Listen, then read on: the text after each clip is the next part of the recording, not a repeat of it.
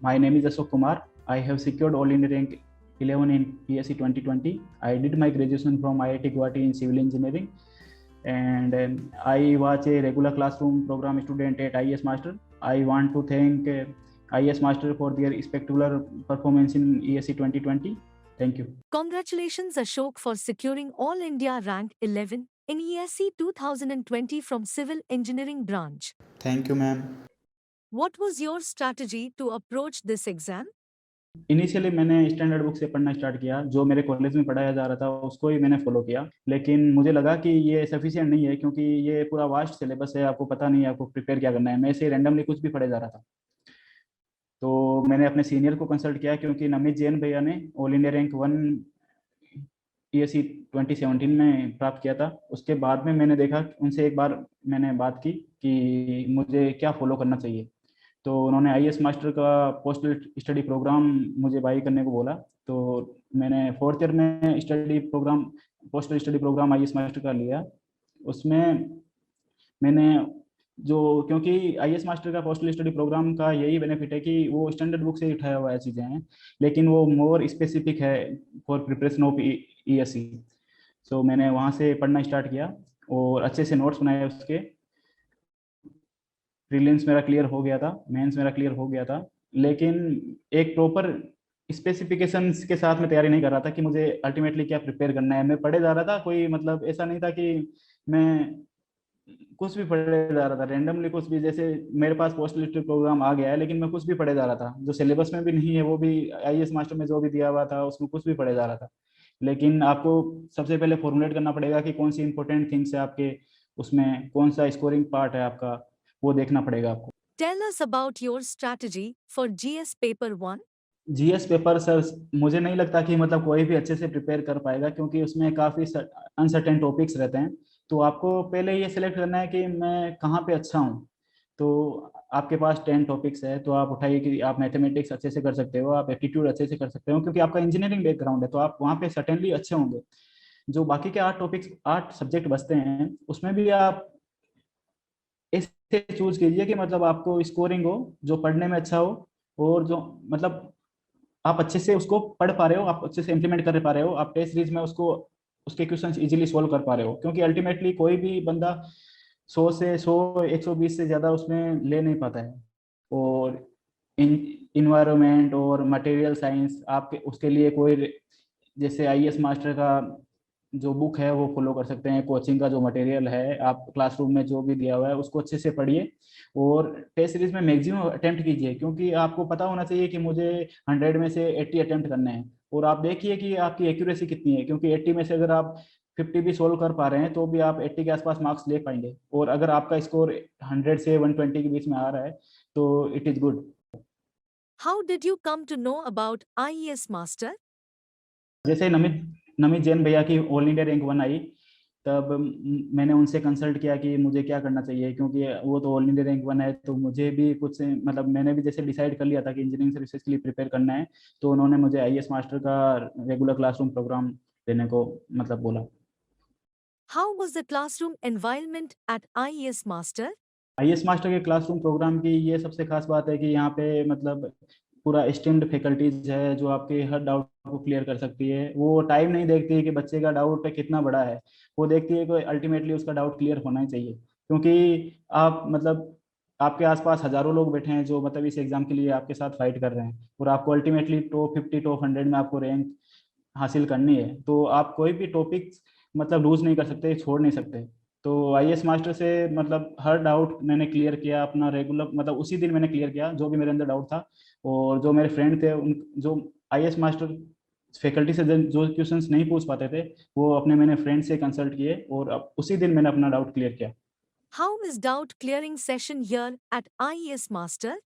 Ultimately sir, class के मतलब beginning और मतलब मिडल में मैं कोई क्लास में डाउट नहीं पूछता था।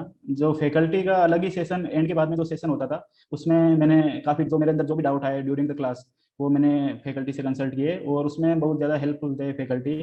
वो क्लास खत्म होने के 1.5 2 घंटे तक भी लोगों के डाउट, मतलब जो स्टूडेंट्स हैं उनके डाउट सोल्व करते रहते थे। तो ये बहुत अच्छी बात थी। और रियल टाइम इन्वायरमेंट आपको मिलता है, क्योंकि आप इतने लोगों के साथ में फिजिकली प्रेजेंट हो। और आईएएस मास्टर में इतने लोग, जो सारे सिविल इंजीनियरिंग के लिए सबसे best coaching institute IAS master है। What was your study schedule? मैं नाइट स्टडी को प्रीफर करता हूँ, क्योंकि आप एक अलग सा शांत माहौल रहता है वहाँ पे, आप अच्छे से पढ़ पाते हैं, क्योंकि आपको दिन में काफ़ी डिस्टरबेंस हो सकता है। तो मेरा अल्टीमेटली फोर्थ ईयर से ये था कि मैं नाइट में ही स्टडी कर सकता हूँ। तो सबसे पहले क्या हुआ कि मैंने जो भी, जैसे क्लासरूम में जो भी मैंने पढ़ा है आज, तो सबसे पहले उसको रिवाइज करना है जाके। फिर प्रीवियस ईयर्स को मेरे को देखना है, उसके अंदर क्या क्या पूछा जा रहा है, उसके हिसाब से मुझे उसी दिन उसके प्रीवियस करने हैं। उसके बाद में मेरे को उस टॉपिक के शॉर्ट नोट्स बनाना है, क्योंकि प्रीलिम्स में ये होता है कि आपको कम टाइम में ज्यादा से ज्यादा क्वेश्चन अटेम्प्ट होने चाहिए। आपके शॉर्ट नोट्स है जो आपको मतलब मेमोराइज होना चाहिए पूरा। और जो प्रीवियस में जो ऐसा क्वेश्चन आते हैं जो रैंडम होते हैं, उनको आप अच्छे से नोट डाउन कीजिए शॉर्ट नोट्स में ही। और जो आप क्वेश्चंस को बाद, जो रिपीटेटिव क्वेश्चंस है, उनको फर्स्ट टाइम में पूरा अच्छे से कीजिए। सेकेंड टाइम में आप रिपीटेटिव क्वेश्चंस को स्किप कर सकते हैं। और मेंस के लिए आपको बेसिक फंडामेंटल से जाना पड़ेगा, आपका बेसिक अच्छे से क्लियर होना चाहिए, क्योंकि प्रीलिम्स और मेंस की स्ट्रेटजी पूरा अलग होती है। How many subjects you used to study daily? मैंने डिवाइड कर रखा था कि जैसे मेरे को दिन में 4 सब्जेक्ट पूरे करने हैं, मतलब पूरा नहीं करना है, उनका कुछ पार्ट मेरे को करना है, क्योंकि अगर आप एक ही सब्जेक्ट में चिपके रहोगे तो आप बाकी के सब्जेक्ट भूल जाओगे। और इंजीनियरिंग सर्विसेज में ऐसा है कि आप मतलब रेगुलरली विजिट करना पड़ेगा हर सब्जेक्ट को आपको। तो मैं दिन में 3 से 4 सब्जेक्ट पढ़ता था, उनके कुछ टॉपिक्स पढ़ता था। How did IES Master study material help you? IAS master का स्टडी मटेरियल जो दिया हुआ है, उसमें क्या है कि उन्होंने पूरा स्टैंडर्ड बुक से ही उन्होंने लिया हुआ है सारी चीजें। तो आपको स्टैंडर्ड बुक मतलब रेफर करने का जरूरत नहीं है। जो टॉपिक आपको वीक लगता है आप उसको स्टैंडर्ड बुक से पढ़ सकते हैं, लेकिन मुझे नहीं लगता कि आपको मतलब वो बुक पढ़ने के बाद में आपको लगेगा कि मुझे स्टैंडर्ड बुक को फॉलो करना पड़ेगा। तो आप उसमें सबसे पहले बताया हुआ रहता है कि आप बेसिक पूरा अच्छे से टॉपिक को पढ़ो, और उसी टाइम उसके जो क्वेश्चंस आए हुए हैं उनको सोल्व कर सकते हो। तो मैंने यही किया, पहले अच्छे से पढ़ा उसको, उसके बाद में उसके ऊपर जो भी क्वेश्चंस आए हुए हैं प्रीवियस में, उसको अच्छे से सोल्व किया। How did IES Master Test Series help in shaping your preparation? IAS master की टेस्ट सीरीज मुझे लगता है कि जितने भी कोचिंग इंस्टीट्यूट हैं, सबसे बेस्ट आईएएस मास्टर की मुझे टेस्ट सीरीज लगी। क्योंकि मतलब यूपीएससी में जो क्वेश्चन आ रहे हैं उनके रिलेवेंट ही क्वेश्चन आते थे आईएएस मास्टर की टेस्ट सीरीज में। तो मैंने क्या किया कि जैसे मैंने 2019 में मैंने अटेम्प्ट दिया था, लेकिन जो क्लियर अल्टीमेटली नहीं हो पाया, लेकिन मेरे पास टेस्ट सीरीज थी, उसका सॉफ्ट कॉपीज मेरे पास थी, और 2020 की मैं ऑलरेडी दे रहा था।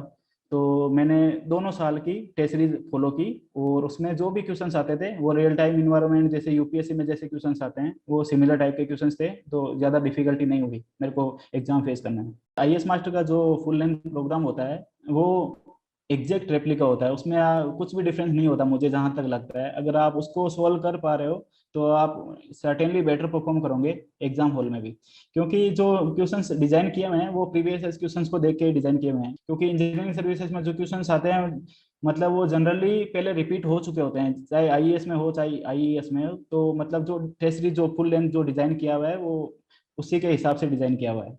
Do you think social media is a distraction? Distractions हो सकते हैं सोशल मीडिया के रूप में, और आपको मतलब आपका जो कॉलेज का लाइफ हो आपको डिस्टर्ब कर सकता है।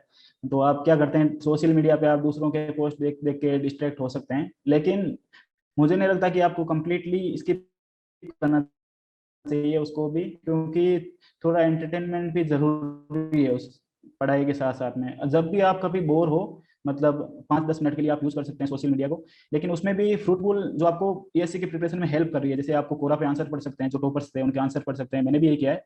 जैसे मुझे लगा कि ये बंदा रैंकर है, और मतलब ये क्या चीजें लिख रहा है, इसने कौन सी स्ट्रेटजी फॉलो की है, इसने कौन सी बुक फॉलो की है, इसने कैसे पढ़ा है, तो आप उन चीजों को फॉलो कर सकते हैं। आप फेसबुक और इंस्टाग्राम को यूज ना करें तो ठीक है, क्योंकि आप दूसरों के पोस्ट देख के डिस्ट्रैक्ट हो सकते हैं उसमें। तो आप जो आपके लिए फ्रूटफुल है वही करें आप। How did you avoid pressure in exam hall? जैसे एग्जाम हॉल में एंटर करते हो तो आपको पूरा अनसर्टेन रहता है कि पेपर कैसा जाएगा, आप एंजाइटी रहती है कि आप कैसे कर पाओगे इतना। तो वो आपको कैसे अवॉइड करनी है कि आप टेस्ट सीरीज अच्छे से रिलीजियसली फॉलो कीजिए। टेस्ट सीरीज में आप जो भी कर रहे हैं उसको ही वापस वहाँ पे इम्प्लीमेंट अच्छे से करना होगा आपको। तो आपको अपने स्ट्रॉन्ग पॉइंट पता होना चाहिए कि आप कहाँ पे स्ट्रॉन्ग है, आप कहाँ पे वीक हो। तो जैसे ही आपके पास पेपर आता है तो आप डिसाइड कर लीजिए, स्टार्ट के 10 मिनट में आप डिसाइड कर लीजिए, मैक्सिमम 10 मिनट्स, कि आपको which questions you have to attempt. तो आप पहले 5 क्वेश्चन अटेम्प्ट कर लीजिए, पहले डिसाइड कर लीजिए कि कौन सा अटेम्प्ट करना है मेरे को क्वेश्चन। और वो जरूरी नहीं कि आप स्टार्ट वही क्वेश्चन करें जो कंपलसरी है। जो कंपलसरी नहीं है क्वेश्चन उसको भी आप पहले कर सकते हैं, लेकिन आपके माइंड में इनिशियल 10 मिनट्स में ये हो जाना चाहिए कि मुझे यही 5 क्वेश्चन अटेम्प्ट करने हैं, और जो मोस्ट स्कोरिंग हो, जो आप अच्छे सबसे कंफर्टेबल हो during the your preparation for engineering services in your regular test series programme. How did you maintain the competitive spirit required for this exam? जैसे ही मैं 8th क्लास तक अपने होम टाउन में था, तो मुझे इतना पता नहीं था कि मैं ये चीज़ें कर पाऊंगा अपनी लाइफ में। मुझे आज भी लगता है कि मैं 10 साल अपने पीछे देखता हूँ तो मुझे बिलीव नहीं हो पाता कि मैंने ये कर दिया है। लेकिन जैसे ही मेरा 9th में एडमिशन हुआ, उस टाइम भी मतलब टॉप 5,000 स्टूडेंट में से मैं अंडर 10 में तो मेरी रैंक थी। तो सबसे पहले सबसे फर्स्ट कॉन्फिडेंस जो मेरे अंदर आया वो उस टाइम आया था, तब मैं जवान नवोदय विद्यालय में सिलेक्ट हुआ था। उसके बाद में मेरे टीचर्स ने मेरे को बहुत सपोर्ट किया है उस स्कूल में बेसिकली। तो उन्होंने मुझे जेई लिखने के लिए प्रिपेयर किया, बोला कि तुम कर सकते हो, तुम्हारे अंदर वो कैपेबिलिटी है, तुम कर सकते हो। तो सबसे पहले उन्होंने मोरल बूस्ट किया मेरा। तो मैंने अच्छे से प्रिपेयर किया। और आईआईटी में जाने के बाद में मेरा फ्रेंड सर्कल बहुत ज़्यादा अच्छा था, क्योंकि आपको ऑल इंडिया लेवल से आपके आपके सारे फ्रेंड है, और आपको पता है कि मतलब आपका किन लोगों के साथ कंपटीशन है, क्योंकि आईआईटी वही लोग क्रैक कर पाते हैं जो मतलब अच्छे होते हैं पढ़ाई में। तो आपको देखना होगा कि मुझे किस डायरेक्शन में जाना है। तो मैंने अपना पाथ पहले से डिसाइड कर रखा था कि मुझे इंजीनियरिंग सर्विसेज में जाना है। और मुझे पता था कि आईआईटी में ये जो बच्चे तैयारी कर रहे हैं मैं उसके कंपेरेबल हूँ। आपके अंदर वो सेल्फ कॉन्फिडेंस होना चाहिए, क्योंकि ये जर्नी ऐसी है कि आप फेल भी हो सकते हो। वो 19 में मैं फेल हुआ था, लेकिन अगर आपको खुद पे कॉन्फिडेंस है तो आप कुछ भी कर सकते हो, क्योंकि अल्टीमेटली वही चीज मैटर करती है, self confidence. Is it necessary that only an IITian can crack ESE? मुझे नहीं लगता कि एक आईआईटी ने इस एग्जाम को क्लियर कर सकता है। जो बंदे के अंदर पेशेंस है, परसिवरेंस है, वो कोई भी बंदा इस एग्जाम को क्लियर कर सकता है। तो आपको रेगुलरली कंसिस्टेंसी मेंटेन करके रखनी है, क्योंकि मुझे भी पढ़ना पड़ा है, हर दिन मैं पढ़ा हूँ, कम से कम 10 घंटे मैंने रेगुलर स्टडी की है पिछले 1 साल से। और अल्टीमेटली पिछले 2 सालों से कर रहा हूँ मैं ये चीज़। तो आपके अंदर कंसिस्टेंसी है, आपके अंदर पेशेंस है, तो कोई भी इस एग्जाम को क्लियर कर सकता है। कि आईआईटी का टैग होना जरूरी नहीं है इस एग्जाम को क्लियर करने। Tell us about your schooling. मेरा स्कूलिंग हुआ है जवाहर नवोदय विद्यालय कुचामन सिटी से। 9th के बाद में मैंने वहाँ एडमिशन लिया था। तो वहाँ पे मतलब मैं फॉर्चुनेट हूँ कि मुझे मतलब जो टीचर्स का सपोर्ट मिला है वो मैं फॉर्चुनेट हूँ उसके लिए। उन्होंने मुझे काफ़ी मोटिवेट किया इस चीज़ में कि तुम you are capable of doing things in a good manner. तो और फ्रेंड सर्कल भी बहुत ज़्यादा अच्छा था वहाँ पे। मैं उनको थैंक्स बोलना चाहूँगा कि मैं आज जो भी हूँ उनकी वजह से हूँ। Tell us something about your native place. मैं एक रूरल बैकग्राउंड से बिलोंग करता हूँ। मैं नागौर राजस्थान मेरा नेटिव प्लेस है। एक छोटा सा कस्बा है बोरावट, वहाँ से बिलोंग करता हूँ मैं।